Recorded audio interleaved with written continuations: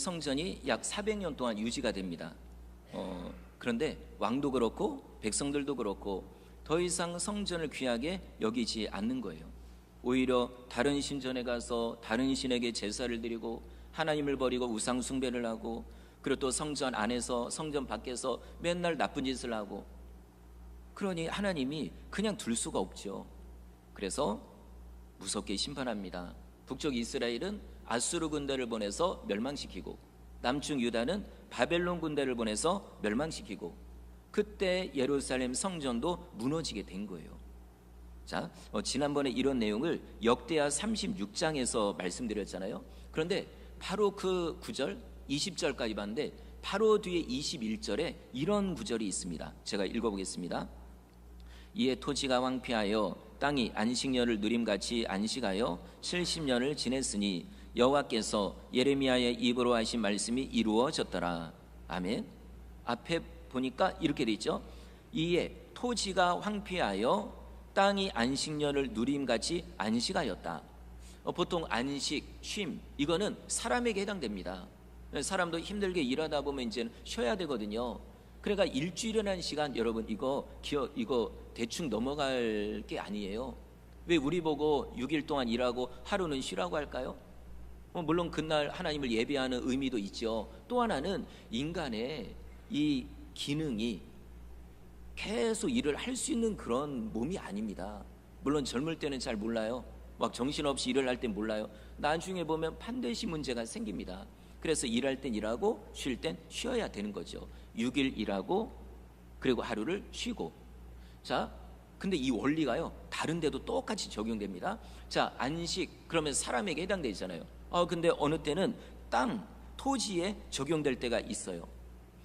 땅도요 농사를 그냥 계속 하다 보면 땅 속의 영양분이 다 빠져버립니다. 뭐 일반적인 자풀이나 이런 거야 뭐 상관없겠지만 우리나라도 인삼을 농사를 많이 하잖아요. 그런데 인삼도요 몇 년을 하다가 그 다음에는 농사를 안 해야 된대요. 왜 그러면 인삼이 영양분을 다 빨아먹으니까. 그래서 한 1년 정도는 묵혀두었다가 그 다음에 해야, 그래야 원하는 그 인삼을 이렇게 열매로 거둘 수가 있는 거죠. 그런데 하나님은 이미 옛날부터 이걸 알고 계십니다. 창세, 그러니까 이 지구를 만들 때부터 이미 알고 계세요. 그래서 너희들 농사하되 6년 동안 농사해라. 그러나 7년째는 1년 동안 아무것도 하지 말아라. 그냥 방치해라 이거예요. 여기에는 뭐 또 다른 의미도 있어요. 하도 가난한 사람들이 많으니까, 그러니까는 그냥 땅을 놔두면 그래도 자라는 게 있거든요. 그럼 그거를 가난한 사람들이 먹을 수 있도록, 열매 나무 같은 경우는 열매를 그냥 놔두면 그러면 가난한 사람들이 그래도 1년 동안은 마음껏 먹을 수 있으니까. 자, 이런 의미도 있고요. 그리고 땅을 위해서도 그런 거예요. 계속 농사면 이거 안 된다. 그러니 6년 동안 일하고 7년째는 그냥 내버려 두어라. 땅으로 하여금 안식하게 하라 이거죠. 그런데 오늘 말씀 보니까 이건 뭐 농사도 아니고요, 뭐 그냥 몇백 평 이런 땅도 아니고 이스라엘 땅 전체를 아예 하나님이 쉬게 한대요. 아예 그냥 그 이스라엘 사람들을 다 쫓아내버리고. 왜 그럴까요? 그 땅에 있는 사람들이, 이스라엘 사람들이 맨날 죄를 짓거든요. 아무 죄도 없는 사람을 죽여서 피를 흘리고 땅을 더럽히고 우상 숭배를 하고 이러니까요, 성경에 뭐라고 되어 있냐면 땅이요 탄식을 한대요. 탄식을. 하나님 너무 고통스럽다고. 설마 그럴까요? 여러분 성경에 나와 있습니다. 땅이요 이 우주에 있는 모든 피조물들이 살아있는 존재예요. 우리가 볼 땐 무생물 같지만 때로는 나무들이 하나님을 찬양합니다. 동물들도 하나님을 찬양해요. 식물들까지도요. 그러니까 땅도, 자, 땅에 있는 우리가 말씀대로 순종하고 선한 일을 하고 하나님을 예배하고 이러면 땅이 하나님을 찬양한대요. 감사하다고. 그런데 땅에 있는 사람들이 맨날 죄짓고 우상 숭배하고 이러면 땅이 탄식을 합니다. 하나님 도저히 못 견디겠다고. 그래서요 하나님이 거기에 있는 죄인들을 다 죽이거나 쫓아내거나 이렇게 하는 거예요. 여러분 때로는 우리도 그래요. 내가 하는 사업이 아니면 내 가정이 어떤 일이요 이상하게 안 될 때가 있습니다.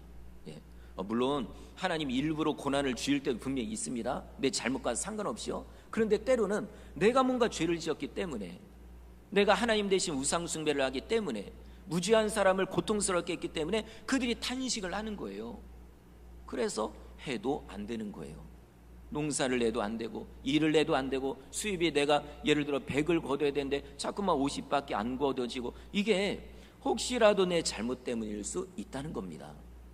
늘 우리가 생각을 해야 되겠죠. 이스라엘 같은 경우는 맨날 죄를 짓고 그러니 하나님이요, 그들을 죽이고 쫓아내고 땅으로 하여금 안식을 하게 합니다. 그런데 여러분 놀랍게도요, 몇 년 동안 안식을 하냐면 70년 동안. 자, 근데요, 저도 말씀을 준비하다가 예전에 70년 동안 그래 포로 생활했지 했는데, 요번에 준비하다 보니까 그냥 70년이 아니더라고요. 자, 6년 일했으면 1년은 쉬어야 되잖아요, 그죠? 6년당 1년입니다. 그러면 400여 년 동안 그들이 죄를 지었으니 몇 년 동안 쉬게 하는 걸까요? 70년 동안. 여러분 진짜 신기하죠. 물론 이건 제가 그냥 이렇게 생각해서 말씀드리는 거지만 진짜 그런 거예요. 하나님은 우리에게 어떤 좋은 일도 그렇고 안 좋은 일도 그렇고 절대로 우연이 없습니다. 뭔가 하나님의 뜻이 있는 거예요. 그러면 하나님 왜 그러실까? 하나님의 뜻이 무엇일까? 내 자신을 돌아보고, 뭐 내 죄나 이런 게 상관없다 그러면 끝까지 인내하고 감사하고, 그러나 내 죄가 생각나면 철저하게 회개하고, 그래야 다시 회복이 되는 거예요. 자, 이스라엘 백성들 70년 동안 쫓겨나서 이제 땅에 쉬는 거예요. 근데 70년이 말이 70년이지 이 엄청난 시간입니다. 우리나라도 6.25 전쟁 발발한 지 74년, 그리고 6.25 전쟁이 지금 중단된 지 71년이에요. 이게 전쟁 끝난 거 아닙니다. 휴전이에요. 그래서 휴전선이라고 하잖아요. 이게 예전에는 그래도 6.25 전쟁을 경험한 어르신들이 많이 계셨거든요. 그런데 세월이 가면서 한두 분 돌아가시고 나니까 지금은 6.25 전쟁 경험한 어르신들이 별로 없습니다. 그 정도로 긴 세월이에요. 이스라엘도 지금 똑같습니다. 자, 그런데 놀라운 건 70년 만에 회복하리라, 이거를 누가 예언했냐면 지난번에 말씀드린 예레미야가요. 자, 제가 역대하 36장 21절을 다시 한번 읽어볼게요. 이에 토지가 황폐하여 땅이 안식년을 누림같이 안식하여 70년을 지냈으니 여호와께서 예레미야의 입으로 하신 말씀이 이루어졌더라. 아멘. 와, 이걸 보면 예레미야는 진짜 선지자입니다. 하나님의 부르심을 받은 다음에 그 죽을 고비를 넘기면서도요, 할 말은 한 거예요. 회개하라고, 바벨론에게 항복하라고. 이건 싸워서 이길 전쟁이 아니라 이거는 항복해야 산다고. 그래서 감옥에도 들어가고 물에도 들어가서 죽을 뻔하고 굶어 죽을 뻔하기도 하고 두들겨 맞고, 그래도 끝까지 말씀을 전하는 겁니다. 그러다 어떻게 됐을까요? 학자들에 의하면 예레미야가 애굽으로 끌려가요. 그것도요, 본인이 가려고 한 게 아니라 이스라엘 사람들이 끌고 간 거예요. 예레미야는 가지 말라고 했거든요. 여기 있어도 안 죽는다고. 근데 끝까지 고집을 피워서 끌고 가서 거기서는 어떻게 합니까? 예레미야가 계속 얘기하잖아요. 회개하라고 그러지만, 그래가 이놈 여기까지 와서 그러냐 해가지고 돌로 쳐서 죽인 거예요. 그 부분은 성경에 안 나오지만 학자들이 그렇게 얘기를 합니다. 자, 정말 이 예레미야, 근데요, 예레미야가 죽었지만 그의 영향력은 여전히 있는 거예요. 바로 그겁니다. 70년 만에 이 고난이 마치리라, 70년 만에 돌아오리라. 그랬더니 진짜 그렇게 되는데, 이거를 누가 알게 되냐면 다니엘이요. 여러분 다니엘 알잖아요. 사자굴에 들어갔던 다니엘, 하루에 3번씩 기도했던 그 다니엘이요, 이 사람도 선지자입니다. 그런데 어느 날 예레미야가 쓴 책을 두루마리를 본 거예요. 지금처럼 성경이 없었으니까 그때는. 근데 딱 보니까 70년 만에 마치리라, 이걸 보고 깨달은 거예요. 진짜 이 말씀대로 되겠다. 그랬더니 진짜 그렇게 된 겁니다. 그땐 이미 예레미야는 죽었지만 다니엘은 바벨론 그때 거기 있었거든요. 나라는 나중에 바뀌었지만 그때 진짜 포로에서 이제 돌아오는 역사가 일어난 거예요. 자, 성도 여러분, 진짜 하나님의 말씀을 대충 생각하지 마십시오.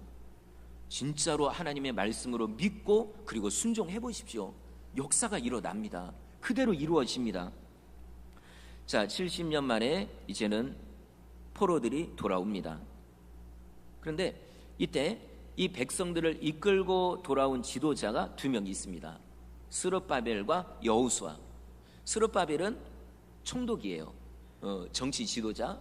그 다음에 여호수아는 대제사장, 종교 지도자예요. 이 두 사람이 백성들을 이끌고 옵니다. 이때 몇 명이 따라오냐면 약 5만 명이 따라와요. 얼핏 생각하면 와, 5만 명 엄청나게 많다라고 할 수 있는데 사실은 많은 인원이 아니에요. 왜냐하면 바벨론 나라는 이제 또 바뀌었죠. 바사 나라. 여기에 흩어져 사는 이스라엘 사람들이요, 그 학자들에 의하면 거의 한 200만 명 됐을 것 같아요. 왜냐하면 번창한다고 하셨거든요, 하나님이요. 포로이긴 하지만 그 많은 인원 중에 일부분만 돌아온 거예요. 자, 그런다고 하면 이들은요 진짜 믿음의 사람들입니다. 왜냐하면 고향으로 돌아와봤자 다 부셔져 있거든요. 성전도 부셔져 있고 내 집도 부셔져 있고 땅에는 잡초가 자라고 있고 야생동물들이 살고 있고 뱀이고 뭐 짐승들이 이렇게 있어요. 그리고 주변 나라들이 계속 자기들이 그걸 차지하고 있고 돌아오면 고생입니다. 그래도 이 5만 명은요 하나님의 나라의 재건을 위해 온 거예요. 그러니까 정말 여러분 대단한 사람들이에요. 교회도 그런 것 같아요. 어려움을 만나고 힘들고 이럴 때 교회를 멀리하는 사람도 있지만 오히려 그럴 때일수록 교회를 가까이 하는 성도가 있습니다. 그런 분들에 의해 교회가 다시 회복되고 다시 세워지는 거죠. 자, 감사하게도 그들이 돌아와서 무너진 성전을 다시 재건합니다. 왜냐하면 다른 것보다 중요한 게 성전이거든요. 왜냐하면 성전을 멀리하고 죄를 짓다가 이런 꼴이 났으니까. 그래서 성전을 다시 건축을 합니다. 성전의 기초까지 공사를 했어요. 근데 문제가 또 생겼습니다. 주변에 있던 나라들이요 방해를 하는 거예요. 왜냐하면 이스라엘이 돌아오기 전까지는 자기들이 그래도 다스리고 있었거든요. 땅도 그냥 내 마음대로 뭐 월세 내는 것도 아니고. 그러다 이스라엘 사람들이 주민들이 딱 오니까는 이제 문제가 생기는 거죠. 그래서 계속 방해를 합니다. 그래도 안 되니까 나중에는요 바사 나라 왕, 그때는 이제 모든 걸 통치하고 있는 나라죠. 바벨론 이미 멸망했고 바사 나라 왕한테 고발을 하는데 뭐라고 고발을 하냐면, 왕이시여 이스라엘 사람들이 여기 돌아왔는데 이제 보니까 이들이 반란을 일으키려고 한다고. 왕 이거 모르셨냐고. 만약에 이게 완성이 되고 성전이 완성되고 이러면은 반드시 왕을 대적할 거라고. 그러니 빨리 지금부터 그냥 싹 이거 멈추게 해야 된다고. 완전히 거짓말입니다. 그런데 이 바사나라 왕이요 사실을 제대로 파악도 안 하고 그냥 믿어버리는 거. 우리를 대적하려고 한다고. 좋다, 너네가 가서 막아버려라. 그래가지고요 성전 건축을 기초공사까지 하고 딱 중단이 된 거예요. 여러분 이스라엘 사람들 입장에서 얼마나 괴로울까요? 예를 들어 우리 교회가 이제 건축을 또 새로 한다고 합시다. 그러면은 건축하려면 기존의 건물 부셔야 되잖아요, 그죠? 그러면 기존의 성도들은 다른 데서 예배를 드려야 되고, 이런 상황을 겪게 되면요 이거는 여러분 일정 기간 동안에는 어쩔 수 없죠. 그런데 갑자기 문제가 생겨서 중단되면은 이거는 큰 진짜 문제입니다. 실제로 그런 교회들 얘기를 많이 들었어요. 정말 어느 정도 준비를 하고 성도들 기도해서 성전 건축을 시작했는데 건축회사가 부도가 나가지고 중단이 되고, 어느 때는요 진짜 나쁜 사람들은 돈만 받고 도망가 버리고 일부러 부도 내는 그런 회사도 있고요. 어쩔 수 없이 부도 나면 어쩔 수 없지만 그런 일부러 고의적으로 그런 경우도 있고, 어느 경우는 건축을 하니까 이런 쉽지 않잖아요. 그래서 성도들이 너무 힘들다고 다른 데로 가버립니다. 예배드리기도 불편하고 헌금도 내야 되고, 그러다 보니까 이게요 건축이 중단돼서 이게 때로는 몇 개월, 때로는 몇 년, 그러다 보면 다들 지쳐버리는 거죠. 그런데요 지금 이스라엘은 몇 개월 중단된 게 아닙니다. 무려 16년 동안 중단이 된 거예요. 말이 16년이죠. 이거는 상상할 수 없죠. 만약에 우리 교회가 뭐 건축을 하고 뭐 증축을 하고 하다가 16년 동안 중단되다 그러면 남아있는 성도가 몇 명이나 될까요? 아마 저도 없을지도 모르겠죠. 그럼 이거 보통 일이 아닙니다. 진짜 심각한 이런 상황이에요. 자, 그러면 백성들도 괴롭지만 특히 괴로운 사람은 누굴까요? 당연히 두 명의 지도자, 스룹바벨 총독과 여호수아 대제사장. 왜냐면 책임이 있으니까, 책임자니까. 사실 그렇잖아요. 사업을 이렇게 하는 분들은 원래 직원분들도 힘들기도 하죠. 그러나 사장님은요 더 힘듭니다. 예. 아니 망하려고 해서 망하나요? 힘들려고 해서 힘드나요? 그게 아니잖아요. 근데 이런 거를 책임지고 날마다 달마다 월급 주고 이건 이제 뭐 대출 받고 이게 보통 일이 아닙니다. 지금 여호수아와 스룹바벨 총독도 그런 상황이에요. 자, 그런데 제가 볼 땐 아마 그 유대인들, 이스라엘 사람들 중에서는 두 사람을 비난하는 사람들도 있었을 거예요. 어떻게 당신들이 지도자냐고, 어떻게 이렇게 무능하냐고, 아니 16년 동안 중단되고 이거 당신들 책임이 있지 않냐고.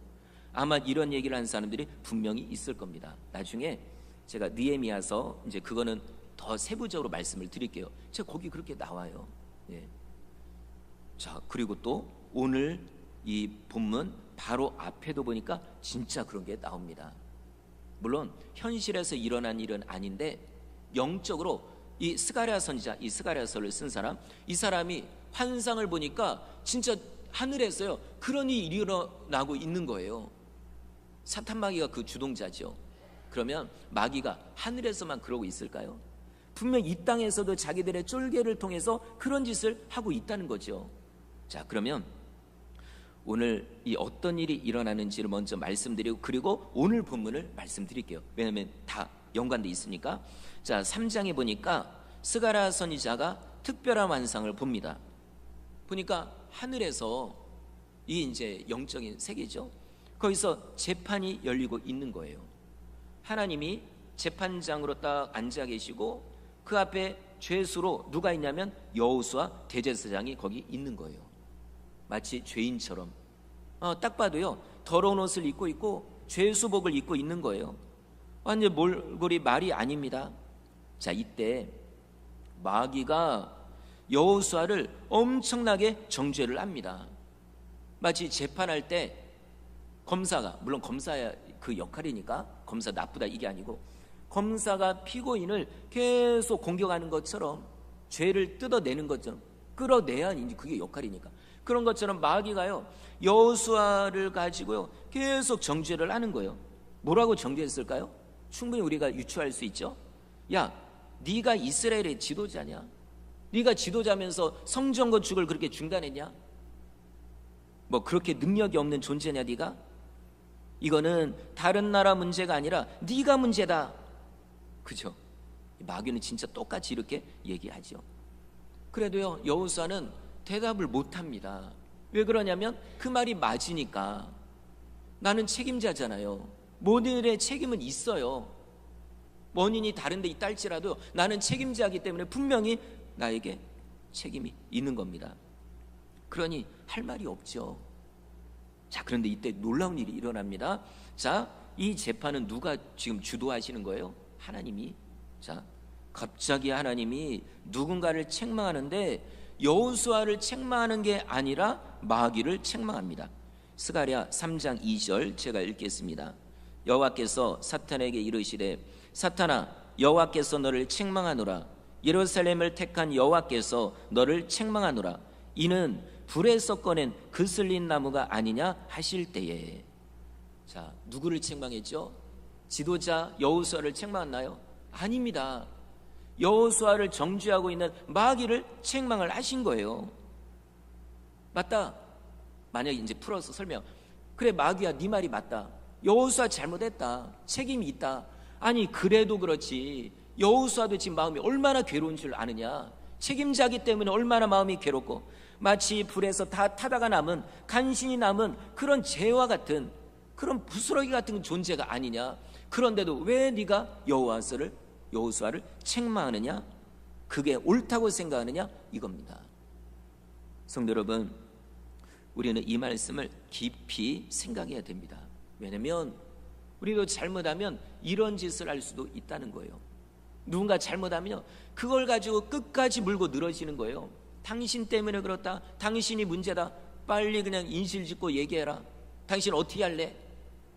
와, 이거는요 하나님이 원하시는 모습이 아닙니다. 물론 그 사람이 진짜 그 잘못을 했어요. 그런다고 할지라도 우리가 마귀인가요? 우리가 재판장인가요? 아니, 하나님, 재판장이신 하나님도 그렇게 안 하시고 계시거든요. 오히려 그가 얼마나 힘들었을까, 얼마나 마음이 무거웠을까. 자, 우리도 이걸 생각해야 됩니다. 내가 어떤 일을 할 때, 어떤 말을 할 때 이게 진짜 하나님이 원하는 말씀인가, 이거예요. 자, 하나님이 사탄 마귀를 책망하시고 옆에 있는 천사들에게 명령합니다. 얘들아, 여호수아가 입고 있는 더러운 옷을 벗겨주고 아름다운 옷을 입혀주어라. 이건 무슨 의미죠?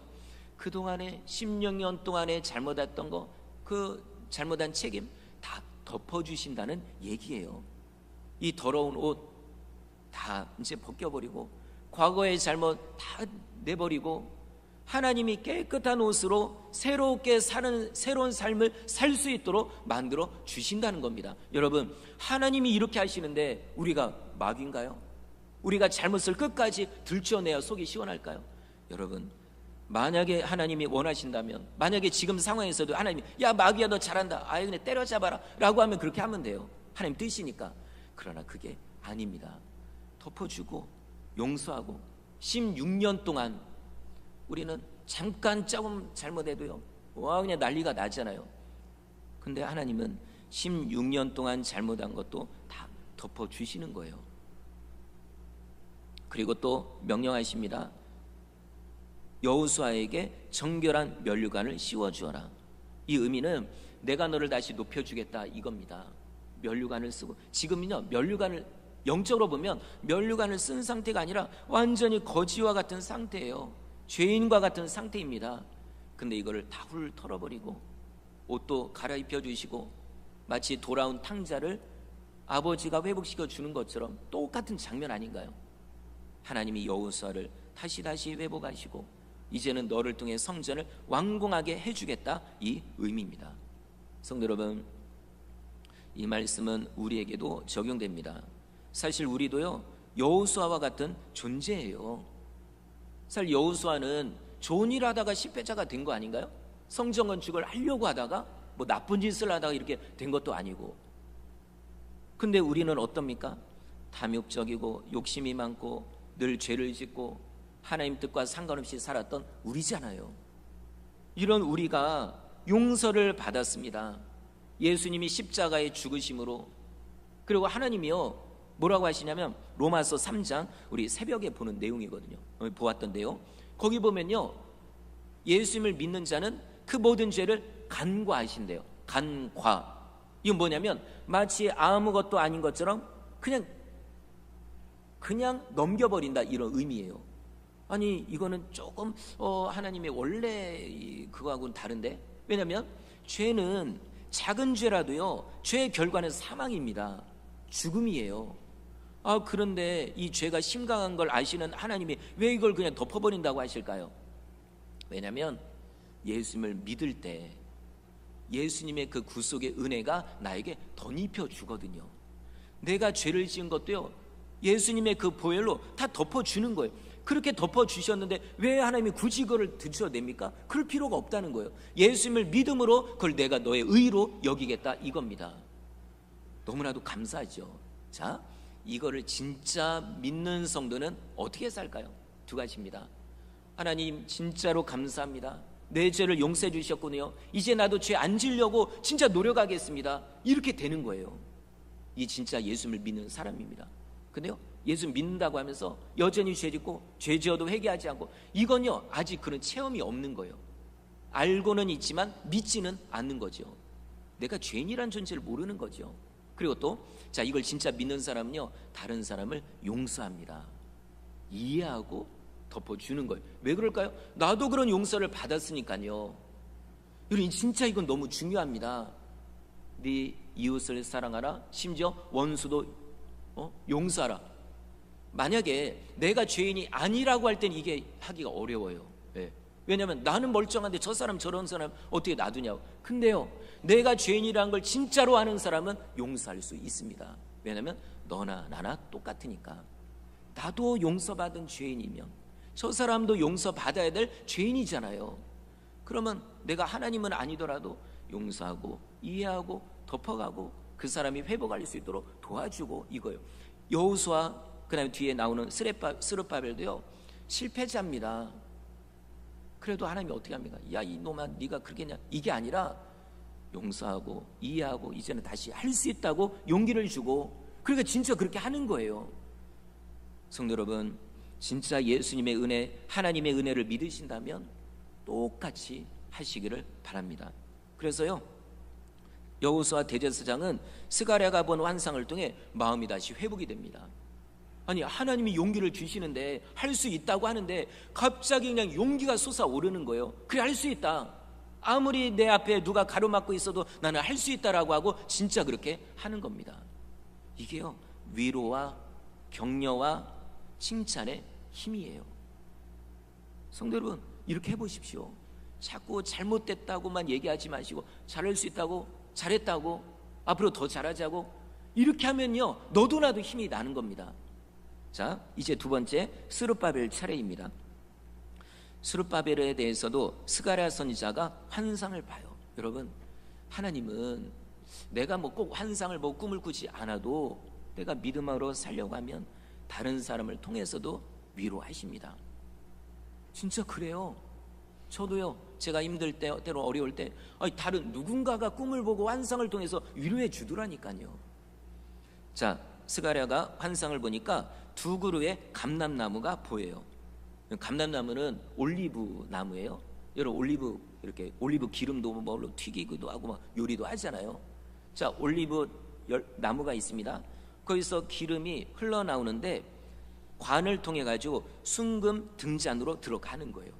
계속 그러니까 등잔이요 불이 계속 붙어 있는 거예요. 이 좋은 의미예요. 이때 천사가 하나님의 말씀을 전달합니다. 자 오늘 본문에서 핵심 구절 6절 읽겠습니다. 6절 시작. 이르되 여호와께서 스룹바벨에게 하신 말씀이 이러하니라. 만군의 여호와께서 말씀하시되 이는 힘으로 되지 아니하며 능력으로 되지 아니하고 오직 나의 영으로 되느니라. 아멘. 이 구절은 뭐 다른 데도 적용이 되지만 가장 먼저 적용되는 건 성전 건축에 적용이 됩니다. 아까도 말씀드렸지만 성전 건축이 중단된 책임은 누구에게 있습니까? 여호수아와 스룹바벨. 이건 뭐 피할 수가 없어요. 지도자이기 때문에. 아마 두 사람이 이 성전 건축을 재개하려고 엄청나게 노력했을 거예요. 이거 어떻게 되나? 이거 어떻게 되나? 나름대로 뭐 바사 나라 왕에게 다시 편지를 썼을지도 몰라요. 그런 게 아니라고 왕이 제발 도와달라고. 아니면 뭐 어디 다른 나라 도움을 받아야 되나? 또 그것도 안 돼요. 왜냐하면 가장 막강한 바사 나라가 딱 중단을 시켰는데 어떻게 다른 나라 도움을 받겠습니다. 이래도 안 되고 저래도 안 되고 너무나도 낙심하고 있죠. 그런데 자 우리도 딱 이럴 때가 있어요. 어떤 권력 때문에 어떤 나보다 강한 사람들 때문에 내가 눌려버려요. 내가 원하는 걸 하지를 못합니다. 이게 잠깐 동안이면 모르겠는데 1년, 5년, 10년 쭉 가면은요 나중에는 포기합니다. 왜냐하면 내 뜻대로 안 되니까, 너무 힘드니까.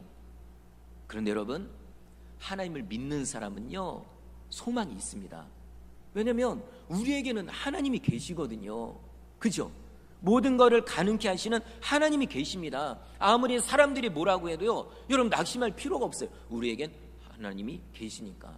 능력의 하나님, 천지 만물을 창조하신 하나님, 불가능이 없으신 그 하나님이 계십니다. 그래서요 이걸 진짜 믿는 사람은 기도합니다. 하나님 진짜 힘듭니다. 어려웁니다. 사람 때문에 힘들고 물질 때문에 때론 건강 때문에 이런 환경 때문에 너무 힘들어요. 그래도 나에겐 하나님이 계십니다. 그래서 계속 기도하는 거예요. 그런데 교회를 다녀도 이 믿음이 없으면 기도를 못해요. 하라고 해도 안 합니다. 그러니까 믿음이 없는 거예요. 에이 뭐 하나님이 이것까지 도와주실까? 지금 몇 년 동안 고통을 당하는데 그건 믿음이 없는 거죠. 왜 하나님이 불가능이 없으십니까? 하나님은 모든 걸 할 수 있는 분인데요. 이게 진짜 믿어지면 계속 기도하는 거예요. 한 번, 두 번 기도해서 멈추는 게 아니라 계속 기도합니다. 하나님도 약속하셨습니다. 예레미야 33장 3절 너는 내게 부르짖으라. 내가 너에게 응답하겠고 네가 알지 못하는 크고 은밀한 일을 너에게 보이리라. 여러분 믿으십니까? 진짜 약속하셨다니까요. 그러니까 여러분 기도하시라니까요. 그래도 기도 안 하면 방법이 없습니다.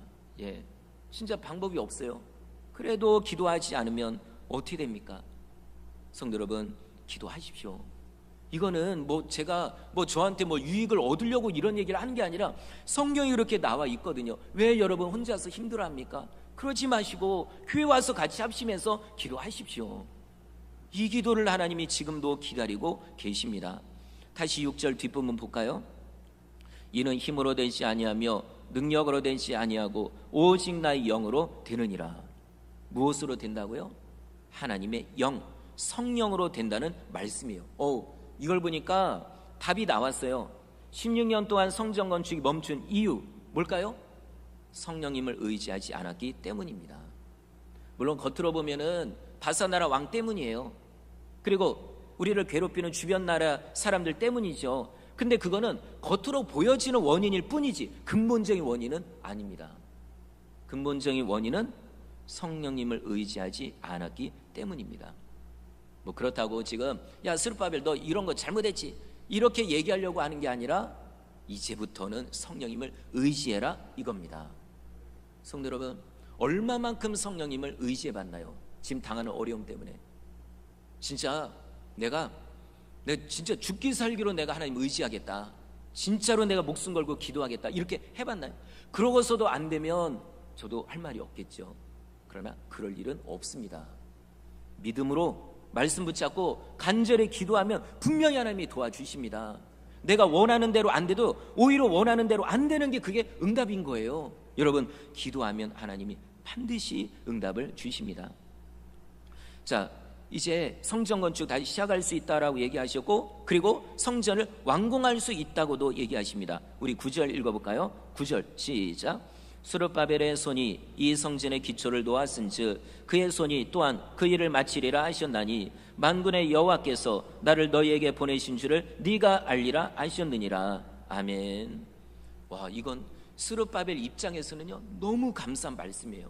왜냐하면 성전 건축 시작은 내가 했거든요. 책임자로서, 총독으로서. 근데 이게 중단됐어요.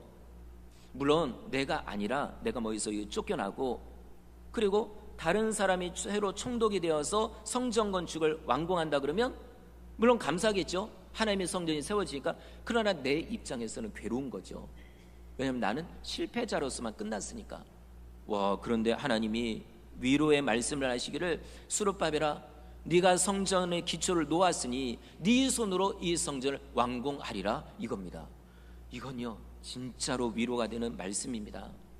이 말씀을 들으면 어떤 마음이 들까요? 그래, 이제부터 성령님을 의지하자 이겁니다. 이제부터 기도하자. 이제 이런 거 저런 거와 바삐 쫓아다니는 거 이거 다 내버려두고 오직 하나님만 의지하자 이겁니다. 그리고 또 감사한 말씀 7절 앞부분, 큰 산아 네가 무엇이냐, 네가 스룹바벨 앞에서 평지가 되리라. 방해 세력이요 마치 큰 산과 같이 내 앞을 꽉 가로막고 있는 거예요. 이거 어떻게 해결합니까? 이거 내가 정으로 쪼아서 사업으로 파가지고 그 큰 산을 옮길 수 있나요? 그러나 하나님께는 아무것도 아닙니다. 하나님 말씀 한마디면 큰 산도요 싹 쓸어버려서 평지로 만들어버립니다. 이스라엘 백성들이 애굽에서 나올 때 홍해가 딱 가로막고 있어요. 이건요 산을 옮기는 것보다 더 어려워요. 산이야 땅을 파면 뭔가 그래도 힘이라도 조금이라도 보이죠. 근데 바다를 바가지로 푼다고 그 부분만 싹 없어지나요? 다시 메꿔져요. 포크레인 100대 1000대로 퍼봐도요 안 됩니다. 펌프로 해도 안 돼요. 그러나 하나님 말씀 한마디니까 홍해가 쫙 갈라진 거예요. 여러분 이걸 믿으십시오. 하나님께는 불가능이 없습니다. 그리고 또 7절 뒷부분, 그가 머릿돌을 내놓을 때에 무리가 외치기를 은총 은총이 그에게 있을지어다 하리라 하셨고, 아멘. 나중에 성전을 완공하고 그리고 머릿돌을 마무리로 딱 이제 놓습니다. 그때요 백성들이요 하나님을 찬양하는 거예요. 하나님 감사합니다, 감사합니다. 자, 그러다 보면 누구도 칭송을 받을까요? 자동적으로? 이거에 모든 책임이 있는 스룹바벨이요. 잘못했을 때는 욕을 먹지만 성공했을 때는 칭찬을 받는 겁니다. 그렇다고 뭐 스룹바벨이 여호수아가 잘해서 그런 건가요? 아니에요. 하나님의 은혜로, 하나님의 격려로, 그리고 성령의 능력으로. 실제로 오늘 말씀 이후에 성전 건축을 다시 시작합니다. 사실 기초공사를 했어도요 16년 동안 안 했으면 다 망가진 거예요. 다시 처음부터 시작하는 거죠. 그래도 여러분 상관없습니다. 하나님이 도와주시니까 주변 나라들도 하나님이 막아주시고 바사나라 왕도 확 바뀌어가지고, 진짜 여러분 놀라운 게요, 저 사람 때는 힘들다 그러면은 어느 때는요 확 바꿔버리는 경우도 있습니다. 그 문제를 해결해요. 어떤 경우는 나라의 법 때문에 내가 뭐가 안 돼요. 어느 때는요 딱 시점에 맞춰서 법을 바꾸는 경우도 있어요. 와, 진짜 하나님이요 약속한 건 반드시 이루어집니다. 그래서 무려 4년 만에 완공을 합니다. 따져보면 16년 동안 멈췄고 4년 만에 완공을 했으니까 20년 만에 성전을 건축을 한 거예요. 그래서 이 성전을 가리켜 스룹바벨 성전이다라고 하는 거예요. 하나님의 은혜가 아니었으면 스룹바벨이 이름도 못 붙이죠. 그죠? 나중에 총독이 된 사람이 붙이겠죠. 그런데 감사하게도 스룹바벨의 이름을 두고 지금도 우리 뭐 몇천 년이 지난 지금도요 스룹바벨 성전이라고 하는 거예요. 다 하나님의 은혜입니다. 자, 오늘 말씀을 우리 크게 두 가지로 적용할 수 있습니다. 첫 번째, 우리 마음의 성전에 적용하는 거예요. 때로는 우리 마음의 성전이 무너질 때가 있습니다. 예. 사실 그 원인은 다 내 잘못 때문이죠. 마음으로 우상숭배하니까, 탐욕과 욕심이 가득하니까 이것 때문에 무너지는 거죠. 그러면 무너지는 성전 그냥 놔둬야 될까요?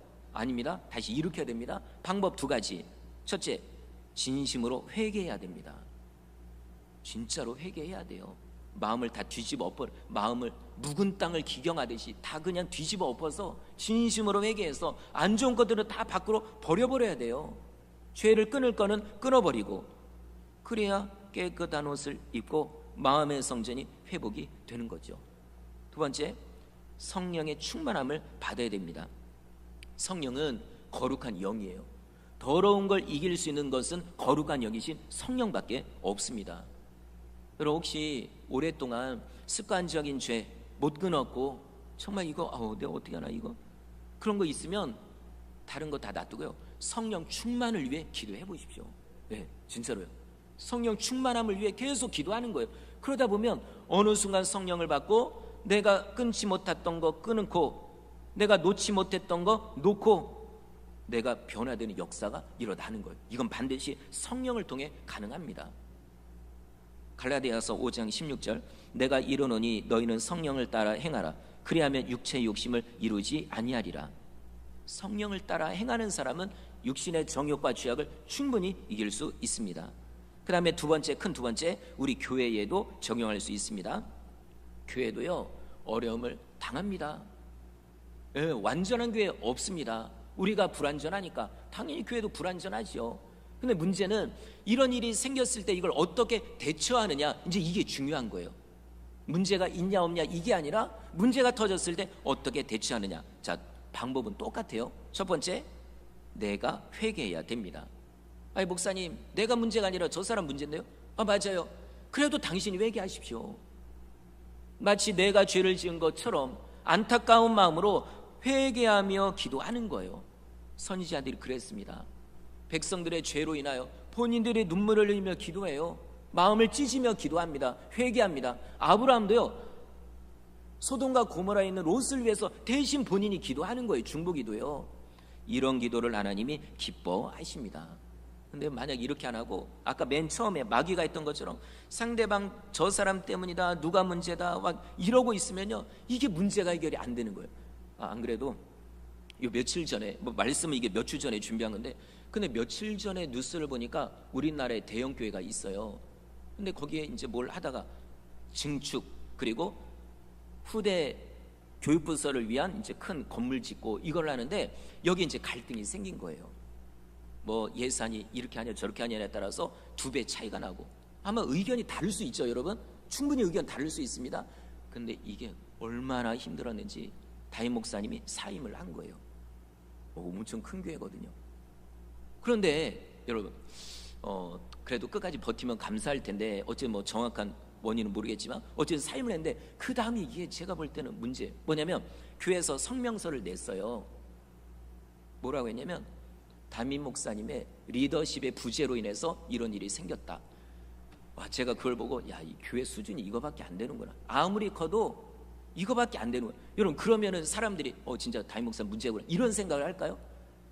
여러분 저 같으면 그 상황에서는 우리의 잘못으로 인해 우리가 부족해서 지금 이런 문제가 생겼다고, 그러니 교회를 위해서 우리 함께 기도하자. 이러면요 교회 성도들도 그렇고 다른 외부 사람들도 그렇고 야, 이 교회 진짜 대단한 교회구나, 이 교회 어려움 지금 충분히 이겨나갈 수 있겠다 이런 생각이 들 거라는 거죠.